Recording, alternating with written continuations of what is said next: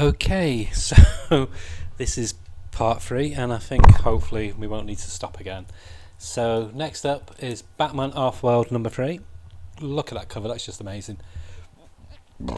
Jason Aaron obviously was born to write Batman. He knows Batman's voice. I mean, the comic is ridiculous. It's Batman in space. Batman learning how to fight aliens, to find the weak spots. But it works. It absolutely works. And I think maybe Jason is the only one who could make it work. There's a really good sense of humour. He's having fun with this. And because he is, it conveys into writing, and it means you have fun reading it as well. Gorgeous, gorgeous artwork by Doug Mankey. He's consistently good, and he's the perfect artist for Batman because he does really good, muscular characters. There's so much good interplay between Batman and the aliens. There's maybe a romantic plot developments as well, but done in the way that you'd expect Batman to handle romance.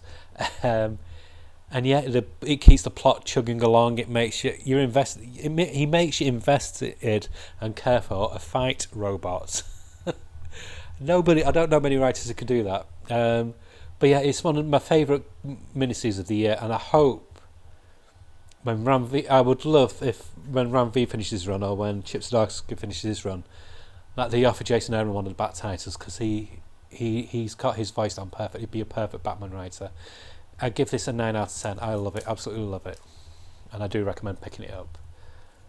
Another comic is Action, talking about Jason Aaron. This is the second part of his 3-part story he's doing for Action Comics. So the world's gone bizarro. Well, Metropolis has. So everybody's been infected with like this bizarro germ that's gone around, and they're all speaking like bizarro, so everything is opposite. And basically Superman is like the only one left standing. It's got this one reminded me so much of I Am Legend by Richard Matheson, or if you've seen the film The Omega Man, that kind of vibe. It is good. It's a fun romp again. Jason Aaron's I think he's just decided this is the year when he just has fun with what he's writing, no matter how outlandish it is. So again, I give this a 9 out of 10. The artwork by John Sims is solid, really solid. And then we have Blue Beetle number 6. This kind of ties up the storyline of the Red Scarab versus the other Beetles. It's very much DC's version of Mighty Morphin Power Rangers now. I love the artwork. Colouring as well is beautiful. The story's fun, and it's got a snappy pace to it. But I don't know if I'm going to carry on with it because there's a lot of titles coming out this year. Like I said, I've been singing its praises, and I do recommend you pick it up, but I might just get this in book form going forward.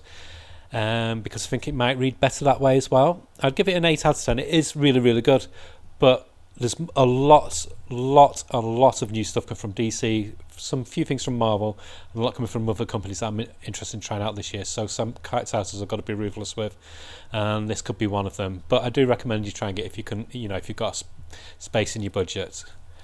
And it does set up the hunts for Ted Cord next issue, and I think it does a tribute to Keith Giffen, so I might just get that one as well because I'm a big fan of Keith Giffens. But the only thing that I think why I'm not as invested as a lot of people might be is this isn't really my Blue Beetle. Ted Cord is my Blue Beetle, and I miss him. So there we go. And I've got Sandman number 5. Gorgeous artwork, as always, by Riley Rossmo. He's born to do this character. Great writer by Robert Vendetti. It's a shame it's ending in next issue, because I would love this to be ongoing. We need some more noirish comics coming out from some of the main publishers. An easy 9 out of 10. I do recommend if you've not been buying it, because I think it's quite hard to find now. Wait for the trade and get it. You won't be disappointed. 9 out of 10. Birds of Prey wraps up the story very satisfyingly. The art, as per usual, is great, and I love the colouring. Some people don't like it, but I love the retro feel to the colouring. And yeah, here's Kelly Thompson operating on all cylinders. She sets the scene for the next story arc, which will be a new band of Birds of Prey, and it'll be Barbara Gordon centric. I know some people have revealed what's going on with Barbara, but I don't want to. You need to read it for yourself. But there's a big major reason why Barbara Gordon wasn't in this team for this story, and it was very interesting. I'm interested to see where it goes. It blends action with a bit of sci-fi, with a bit of fantasy, to strong effect. 8.5 out of 10. Next up, Tenement number 8. More is revealed. People that you like, you end up hating in this issue. Artwork by Andrew Sorrentino and Dave Stewart is just gorgeous. And I love it. It's very clever. It's very atmospheric. I love it. I find it fascinating to read, but I wouldn't say I like it sometimes. It's a very cold read. Sometimes it feels like sometimes you're appreciating the style more than the actual content, if that makes sense. But I am pleased I've got it because it ends in another 2 issues, so I will carry on with it. But like I said, I've not really attached emotionally to it. I'll give it an 7.5, 8 out of 10. And then we have Conan, the surprise hit of the year. This is the little mouse that roared. This has taken... I mean, Conan, he's had good runs in the past, but this has skyrocketed. I think people realise this is the Conan that we need, because Marvel watered it down so much. Marvel basically castrated Conan and took away the elements that made Conan Conan. This is much more faithful to the Conan of the books and the Conan of the old black and white magazines from the 70s by Marvel, and the Dark Horse version of Conan. It's got a good pace to it as well, though, because I found the Dark Horse ones a bit academic at times. They were too faithful to the stories, whereas this has the spirit of the stories, but they're original stories in here. They're not adapting anything. And the artwork is fantastic. This time, this artist is Doug Braithwaite, and he rotates the one who did the first story arc, whose name escapes me. And Jim Zub is writing a fun fantasy romp, and I hope it continues for a long time. So yeah, 9 out of 10 for that.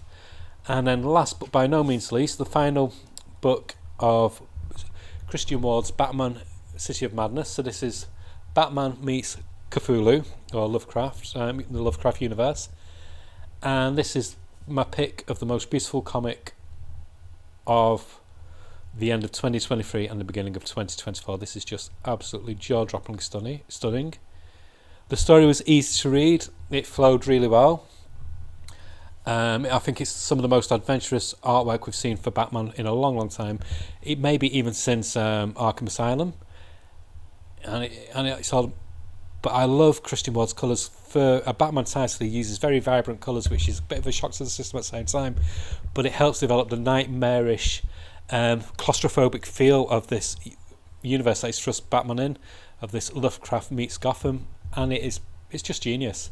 10 out of 10. One of the best miniseries I've read in a long, long time.